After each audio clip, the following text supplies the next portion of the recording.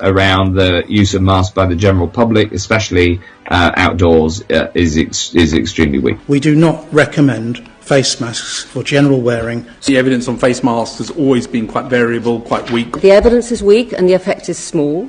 Face coverings will become mandatory. In terms of wearing a mask, our advice is clear that wearing a mask if you don't have an infection really reduces the risk almost not at all. So we do not advise that. And wearing of face masks by the general public. This has been a controversial area in pandemic preparedness and planning for the 15 years that I've been involved in it.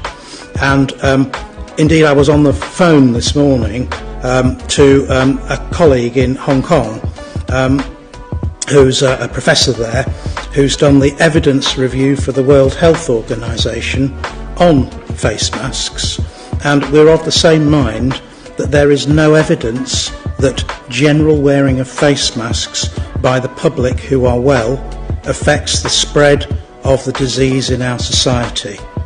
But in terms of the hard evidence and what the UK government recommends, we do not recommend face masks for general wearing by the public. The evidence on face masks has always been quite variable, quite weak, quite difficult to know exactly, and there's no real trials on it.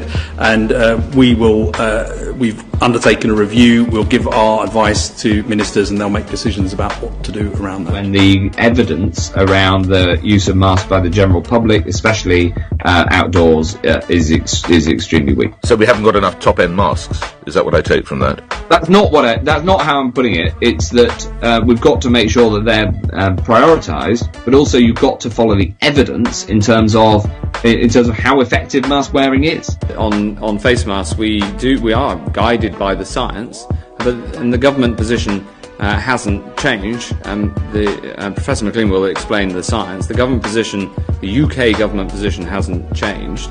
Not least because the most important thing people can do is the social distancing.